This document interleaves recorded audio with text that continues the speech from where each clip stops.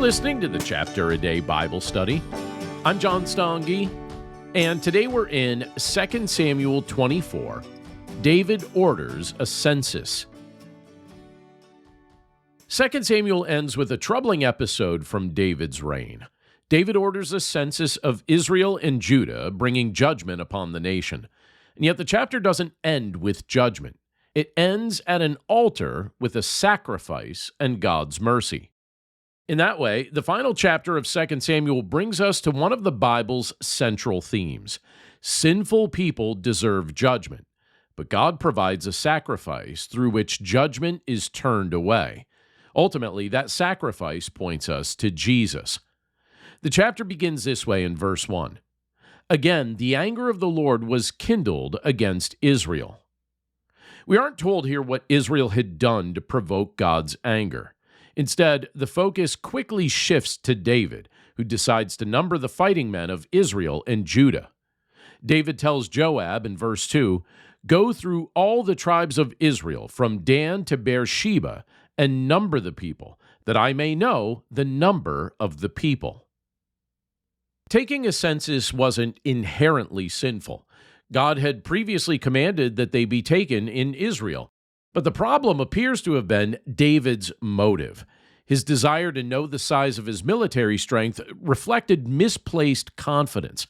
Instead of resting in the Lord who had repeatedly given him victory, David wanted to measure his human resources.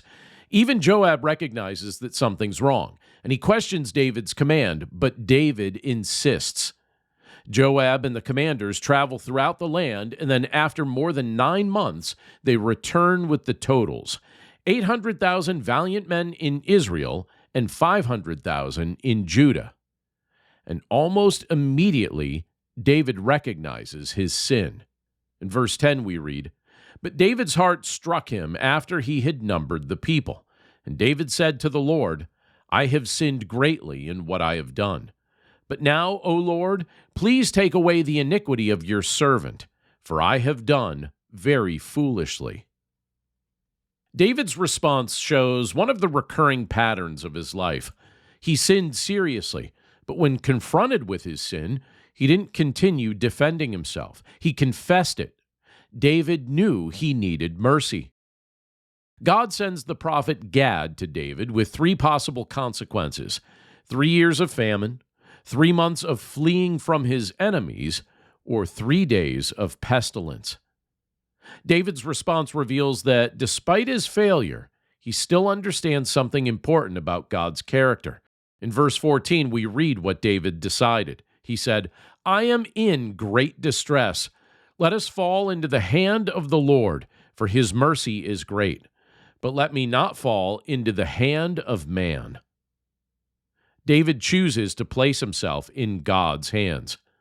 And a pestilence comes upon Israel, and 70,000 men die. As the angel stretches out his hand toward Jerusalem to destroy it, the Lord commands him to stop. David sees the angel and pleads with God in verse 17, "Behold, I have sinned, and I have done wickedly.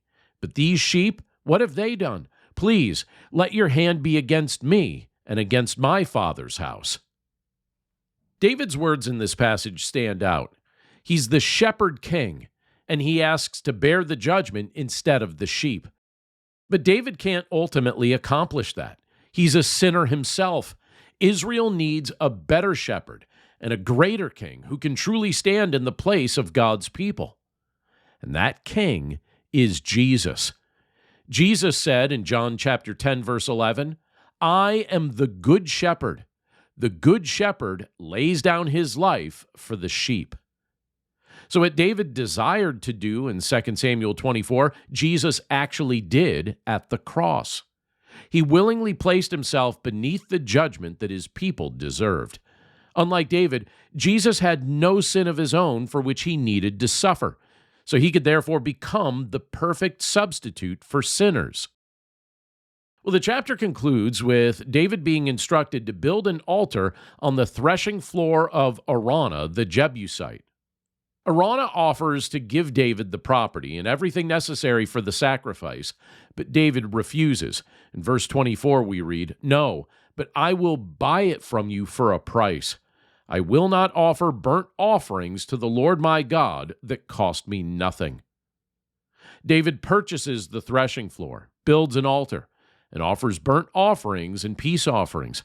And then we're told in verse 25, "So the Lord responded to the plea for the land, and the plague was averted from Israel." That location, by the way, becomes extremely significant. According to 2 Chronicles chapter 3, verse 1, Solomon would later build the temple on Mount Moriah at the site that's associated with this threshing floor. The place where judgment stopped became the place where sacrifices would continually be offered before God.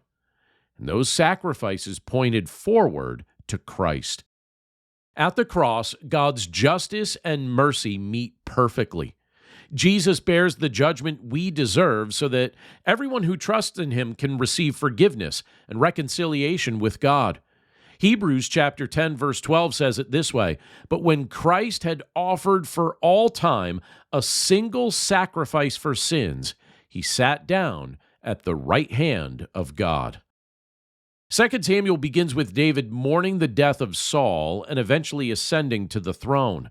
It ends with David humbled before God, offering a sacrifice because of his own sin. David was Israel's great king, but he wasn't their perfect king. His victories, failures, repentance, and longing for mercy all point beyond him. We need a king who won't misuse his power. We need a shepherd who can truly die for his sheep.